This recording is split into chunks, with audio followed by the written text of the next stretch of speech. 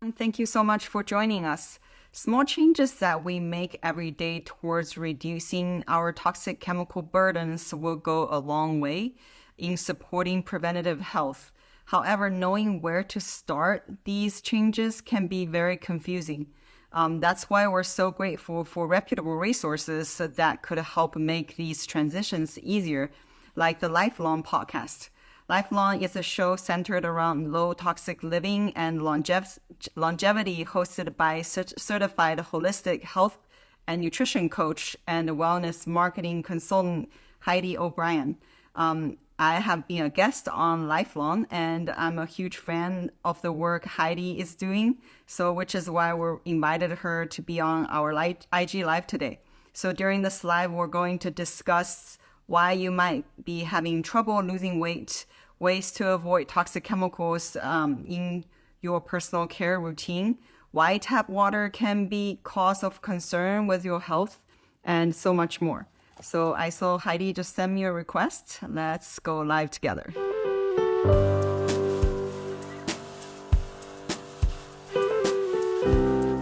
Kaylor. Hey, Heidi. Hey, Jenna, how are you? Good. How are you? It's been a little while. I'm so excited. Good. Yeah, it has been a little while, but it's crazy how fast time flies because I know that we booked this far in advance and now it's like, oh my gosh, it's already here. I know. I know you also had a lot of life event happening. Yeah. Yep, got a new name, husband, all the things. That is so exciting. Okay. Before we start, tell us a little bit about yourself, your background, like how you became a certified holistic health and nutrition coach and a wellness marketing consultant. Yeah, definitely. I will give you all the Spark Notes version because it is a long journey, long story. But the long story short is I was sick for most of my teenage years and for all of college. And so for a good chunk of my life, I was very sick and I couldn't get answers from doctors. And I was told it's all in your head, you're making this up. And, unfortunately, it's a kind of a common theme that a lot of people experience with being dismissed. And the beauty of all that, though, is that I was able to take my health into my own hands and advocate for myself and do a ton of research and educate myself and be a guinea pig and trying all these different things. And ultimately, I was able to heal myself, do a 180 from severe neurological, respiratory, and respiratory symptoms, along with some other, as I would call it, minor symptoms like hormonal imbalance, even though that's not a minor thing. But when you're dealing with respiratory or neurological problems, even things like hormonal acne and fatigue just seem like, those are simple compared to breathing issues. So anyways, I was able to heal myself, and through the research I did, and by putting all the different puzzle pieces together, I had an environmental illness.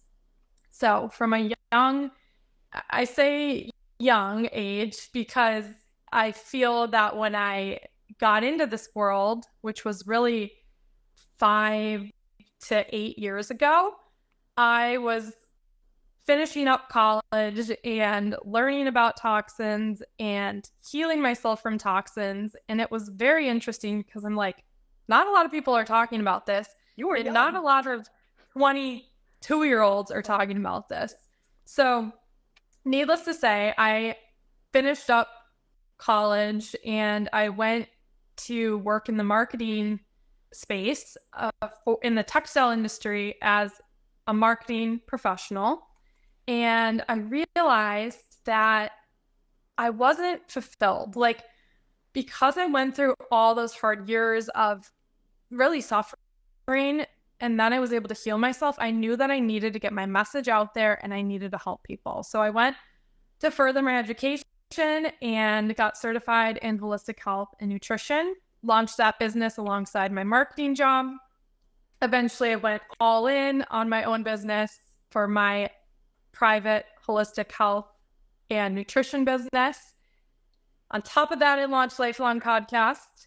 And now today, and I'm sorry, this is like big, a lot of years all in one. Now today, I actually have merged all of my passions and expertise, and I run a boutique marketing consultancy for wellness brands. So I'm not doing the health coaching anymore, but what I will say is that the health coaching is still very much a big part of the work that I'm doing for my clients. A lot of my clients are within the health, like all of them are within the health and wellness space, and all of them match my ethos of wanting to make products that are healthy for humans and healthy for the planet. So that's a little bit about me. That is so awesome. I was wondering why your website didn't work anymore. That is So why I'm so excited for you. Yeah, little note on that. I know the timing is not ideal with going live, but I am going through a rebrand right now as well. And so my website is unfortunately down, but what I would encourage the audience to do, just stay tuned through Instagram and the podcast. That's going to be the best way to get a hold of me right now. But the site should be live in a couple weeks. Amazing. Wow. So many exciting things happening. I'm so happy for you. Thank you. Tell us, like, you mentioned a holistic health, right? Like, what does holistic health mean to you? Yeah, to me, holistic health really means taking that bird's eye view and looking at everything that can impact your physical health, your mental health, your emotional health, and your spiritual health. Oftentimes in the Western medicine, they're looking just at one particular part of the body and not looking at all the different aspects of the person's health, and not to mention the environment and lifestyle. So for me, I think what sets it apart is not only all the different elements integrating, but also looking at lifestyle and environment. I feel like that's also reflected in Lifelong, your podcast, because it has like so many different topics around the lifestyle environment, and you also have many like really great tips for living healthier. I've learned a lot through your podcast, and I'm sure you learned a lot too by like hosting it. So and interviewing people like you. That was one of the most fun podcasts I have ever done with you. It was so much fun. Oh my gosh, it was so interactive. Yep, but I'm gonna ask you a few things around the podcast, and then like tips. So you had a great episode about obesogens. Like, what are they? Yeah, obesogens, they are something that not a lot of people have probably heard about, but they are something that I want to be screamed from the rooftops. With the level of obesity, heart disease, diabetes going on in the world, but in particular in America, with almost 40 to 50% of people literally are suffering with obesity, there is much more going on, and it's coming out through groundbreaking research about obesogens. So obesogens are a type of endocrine disrupting chemical that disrupts the metabolic process in the body. So basically, they're a certain type of chemical that tricks your body into thinking it's, for example, it could mimic or act like a different hormone. It can replace different hormones in your body that are necessary. And so then what happens is this can lead to hormonal imbalance, but also weight gain. And people, researchers, scientists, experts are hypothesizing that obesogens might just be one of the factors in the growing obesity epidemic. Of course, obesity is multifaceted, but this concept of obesogens, this endocrine disrupting chemical, I think really needs to get at the forefront of some of these conversations. Totally agree. Especially for the ones that you can do something about it, that why not? Exactly. Yeah. You shared some like really amazing healthy metabolism hacks. Like, tell us about some of them. Yeah.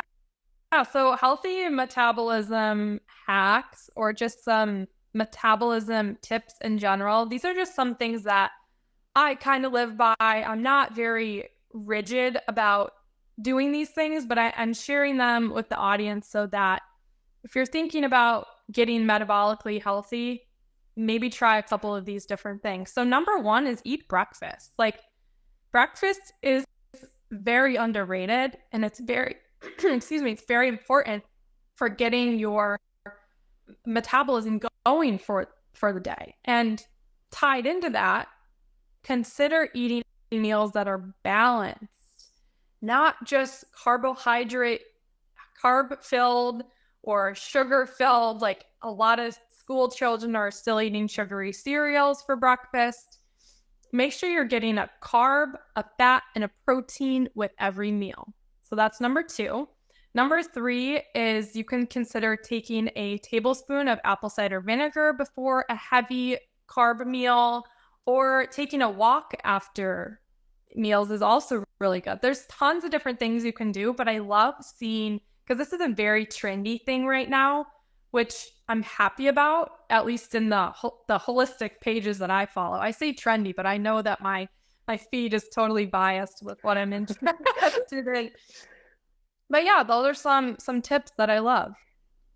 I remember when we were recording the podcast, I was asking about your routine, and I was just like asking, hearing you saying it, and I was like, this girl is healthy, but you follow your tips, and then you follow not just like nutrition, but also environmental friendly, like a low tox living tips too. So it's pretty amazing. So I can testify. I believe all the tips that you're giving to people. Thank you. Well, it wasn't by choice to begin with, but now it is. And that's the beauty of it. Like, I had to get into this lifestyle just so that I could function. And now that I'm healed and I've been functioning so well for a number of years, there's no other way. Like, I'll never go back to, eating all the junk food and buying all the toxic products. Again, it's not that I'm a perfectionist about it, but I do my best, because once it's hard to go back. So that's very nice of you. Yeah. So you mentioned like food, right? Like, so what does that mean for foods to be nutrient dense? Like, and then what are some of your favorites, like nutrient dense foods? Yeah. So for nutrient dense foods, these are foods that are packed with, what do you know? Nutrients, but nutrients like vitamins, minerals, and other healthful compounds that are also readily absorbed into the body. So a lot of foods out there in the supermarket or in fast food, you can eat it, and it might calorically be a lot of food, but on a nutrient density level, it might be pretty devoid of nutrients. So some of those foods that tend to be very nutrient dense are eggs. I love pasture-raised eggs, fresh organic fruits and vegetables, grass-fed and finished meats, and even organ meats. And another one is high-quality fresh dairy as well. Makes a lot of sense. Okay, next one is what are seed oils? Seed oils being in use quite a bit, and then people get very confused. Like, what are they? Like, why are they a cause of concern? And then when it comes to health?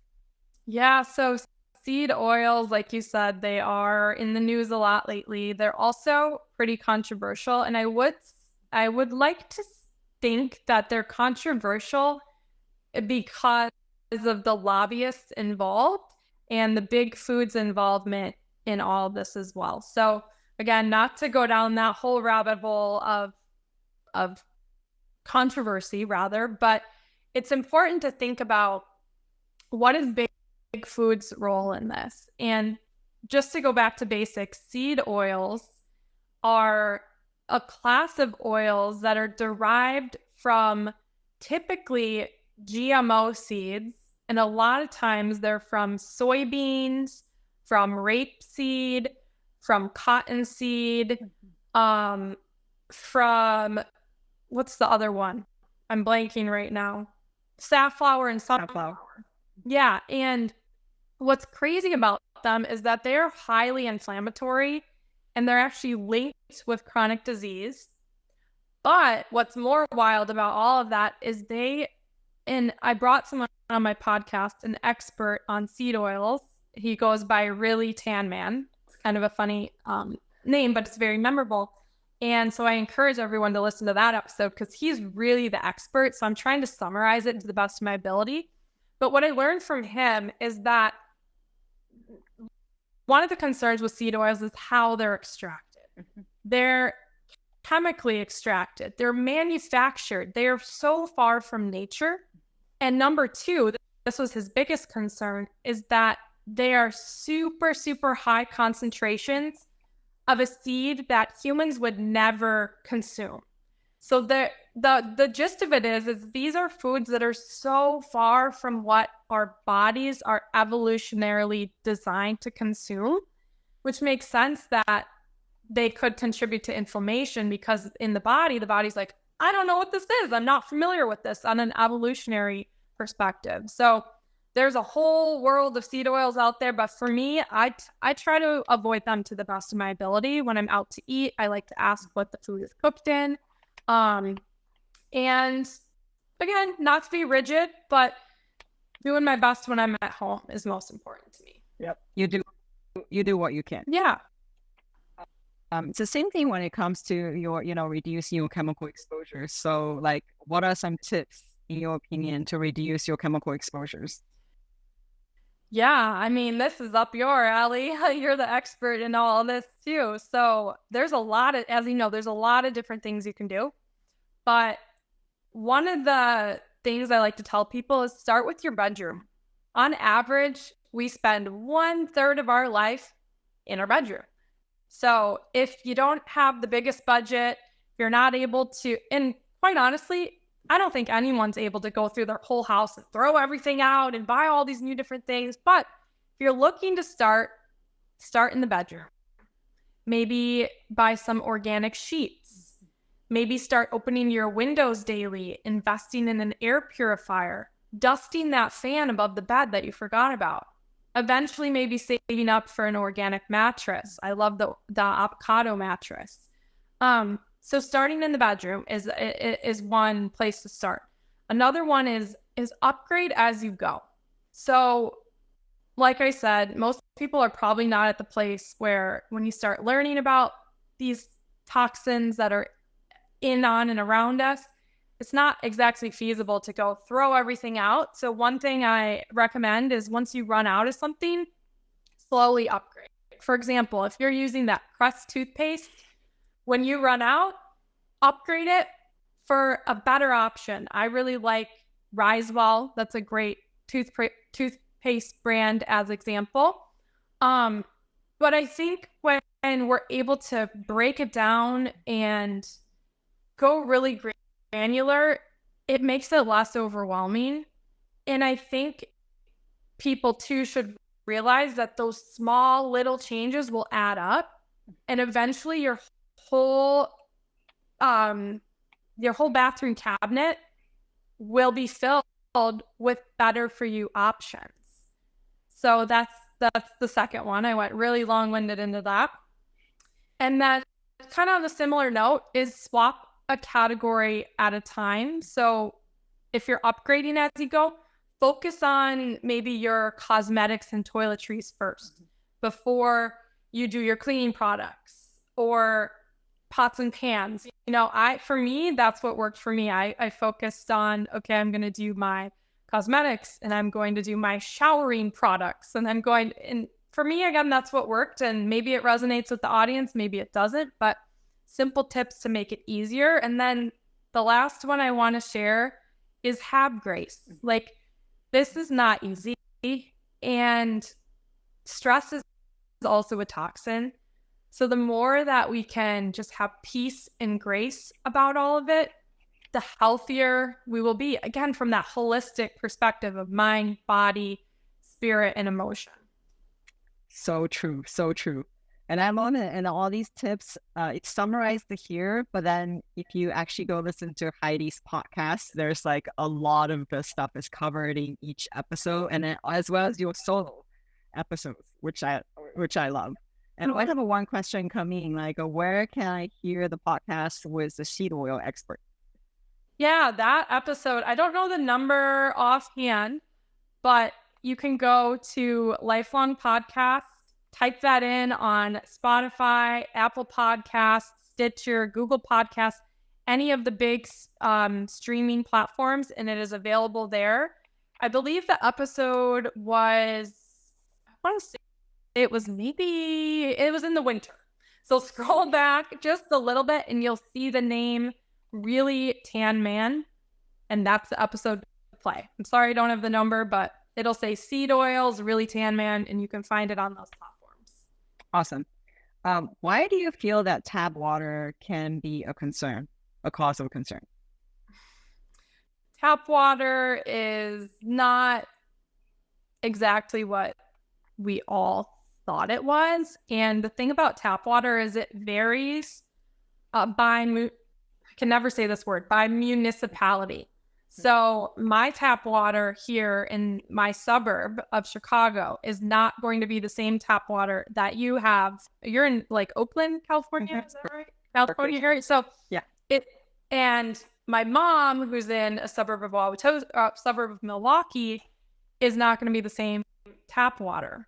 And what you can do is there are databases online because by law, each municipality has to publish what has been found in their water.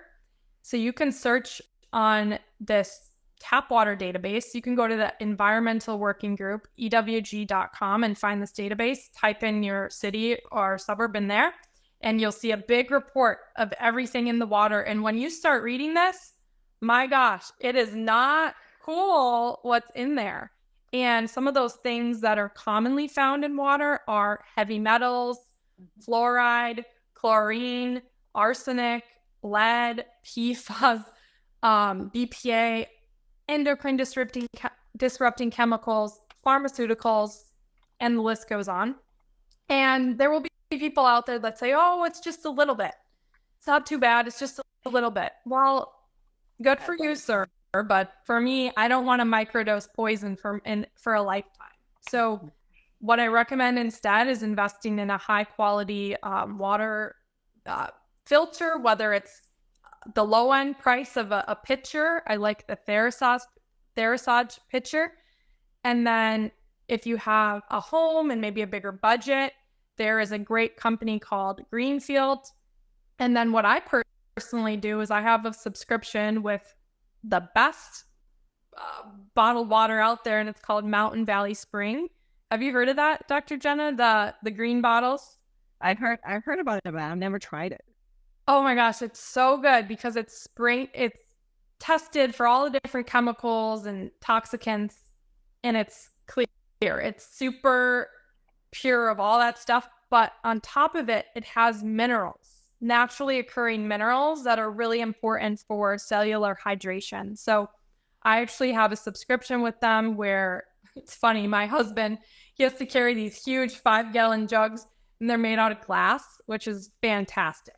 But it's hilarious because the poor guy is like hauling these huge glass jugs. Things you do for health, right? Hey, it's extra some exercise for him. Yeah, absolutely. So what are some skincare tips you have? Skincare. So I will say that with skincare, it starts on the inside out. And from the inside perspective, I would say really reducing your exposure to toxins, especially in your personal care products. You'd be amazed at, and I'm saying you to the audience would be amazed at the amount of chemicals that are in cosmetics and personal care products. The average woman puts 168 chemicals on her face before she even leaves for the workday. So needless to say, going non-toxic. Another thing is focusing on cellular hydration, like I said. So drinking really clean water with minerals. And number 3, it would be having a nutrient-dense diet, like we talked about earlier. And then as far as like the outside, I talked about the inside, and then the outside. Some things I like to do from the outside are facial massages. and I like to use tallow, which is my favorite thing. And it's very moisturizing, it's anti-aging, it's anti-acne, and it's essentially from cows, which is pretty neat. That is cool. That is cool. If people want to find a lot of tips, I know you also have some ebooks and guides. So tell us about those. Yeah, so I do have some ebooks and guides. Unfortunately, like I said, my website is down for the time being. However, a lot of those guides and tons of more information can be accessed through both of my Instagram channels. So through this one, Holistic with Heidi, and also through lifelong_pod. But ultimately, I would say go over to my podcast. My podcast is my number one passion right now. And I have had the pleasure of bringing so many incredible people on my show, like you, Dr. Jenna, coupled with some solo episodes. So I would say go to my podcast. That's the best place for that. And my website should be up and running in 2 weeks. I'm so sorry about the awkward timing with that. It's all good. No, it's a teaser, so people can go to your podcast first, and then in 2 weeks they'll be able to access the podcast. Exactly. Yes. So I will be up soon. No, you don't do coaching anymore. So like, if someone wants to do wellness marketing or projects with you, how do they get in touch? Yeah, like I said, I work with wellness brands. And I'm very, very, very picky about the brands that I work with. So I focus on digital marketing, which can encompass social media, email marketing, all the different things, content creation. I even do branding. But if someone is interested in working with me, I would say shoot me an email, Heidi@holisticwithheidi.com, or feel free to send me a DM on either my Instagram accounts. And yeah, the new site will be live soon, and it's a total rebranding, and this is probably very confusing for the audience, but just email me, Heidi@holisticwithheidi.com. Would love to chat. Thank you so much for sharing all this knowledge with us, and I'm super excited for your next endeavor. And I think we're going to have to invite you to come back, talk about wellness brands you work with. What are some really cool cutting edge products and other things people have been working on? Yeah. Yeah, no, that would be super fun. We'll have to do that later on, and it would be great too when my site is live. Obviously today this is still so excellent. It's a great teaser, and so much of what I do too is my podcast. So I got my podcast and then my marketing clients, and it's a pleasure. It's really fun. Awesome. Thank you, Heidi, and thank you everyone for joining. Be sure to follow Heidi at Holistic with Heidi, and also Lifelong podcast, the lifelong_pod. So check out all the awesome content. Thank you. Thank you, Dr. Jenna. I really appreciate you having me here today. This was so much fun, and I always love getting on the microphone and camera with you. Let's do it again soon. Yes, let's do it. Bye. Bye.